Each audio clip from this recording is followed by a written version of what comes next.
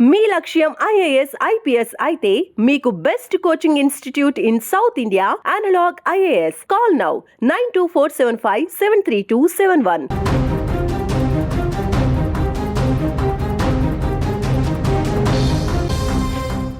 దేశవ్యాప్తంగా ఎదురుచూస్తున్న నైరుతి రుతుపవనాల రాకపై వాతావరణ శాఖ కీలక అప్డేట్ ఇచ్చేసింది. రాబోయే 24 గంటల్లో ఈ రుతుపవనాలు కేరళలోకి ప్రవేశించనున్నట్లు అధికారులు వెల్లడించారు. తద్వారా ఇవి క్రమంగా దేశంలోని మిగతా ప్రాంతాలకు విస్తరించబోతున్నాయి. గురువారం నాటికి నైరుతి రుతుపవనాలు నైరుతి, ఆగ్నేయ అరేబియా సముద్ర ప్రాంతాలు, లక్షద్వీప్ దీవులు, కేరళతో పాటు తమిళనాడులోని కొన్ని ప్రాంతాలకు విస్తరించేందుకు అనుకూల వాతావరణం ఉందని వాతావరణ కేంద్రం స్పష్టం చేసింది. మరోవైపు పశ్చిమ ఉత్తరప్రదేశ్ మీదుగా ఏర్పడిన ఉపరితల ఆవర్తనం ప్రభావంతో మధ్యప్రదేశ్ నుంచి విదర్భ, తెలంగాణ, రాయలసీమ మీదుగా ఉత్తర తమిళనాడు వరకు ఒక ద్రోణి కొనసాగుతోంది. దీని ప్రభావంతో రాబోయే 5 రోజుల పాటు ఆంధ్రప్రదేశ్లోని పలు ప్రాంతాల్లో తేలికపాటి నుంచి మోస్తరు వర్షాలు కురిసే అవకాశం ఉందని అధికారులు తెలిపారు. కొన్ని చోట్ల బలమైన ఈదురుగాలులు, ఉరుములు, మెరుపులతో కూడిన వర్షాలు పడే సూచనలు ఉన్నాయని వెల్లడించారు.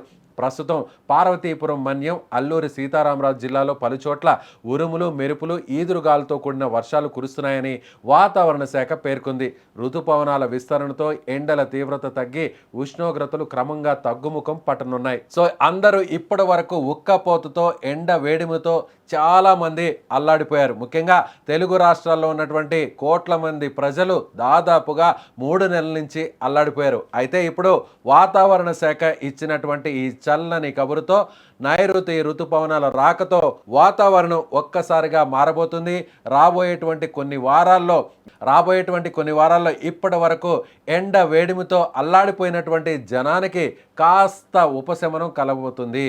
ఎలాంటి ఉపశమనం అంటే అక్కడక్కడ కొన్ని చోట్ల వర్షాలు కురవబోతున్నాయి. తెలంగాణలో ఉన్నటువంటి హైదరాబాద్లో, అలాగే చుట్టుపక్కల ఉన్నటువంటి ప్రాంతాల్లో కూడా నైరుతి రుతుపవనాలు వచ్చిన తర్వాత, కేరళలోకి ఎంట్రీ అయిన తర్వాత అక్కడి నుంచి తమిళనాడు, ఆ తర్వాత మన తెలుగు రాష్ట్రాలకు కూడా విస్తరించేటువంటి అవకాశం ఉంది. కాబట్టి ఇప్పటి వరకు ఉన్నటువంటి అత్యధిక ఉష్ణోగ్రతలు ఇక తగ్గబోతున్నాయి. సో ఎండ వేడిమి కూడా తగ్గబోతుంది.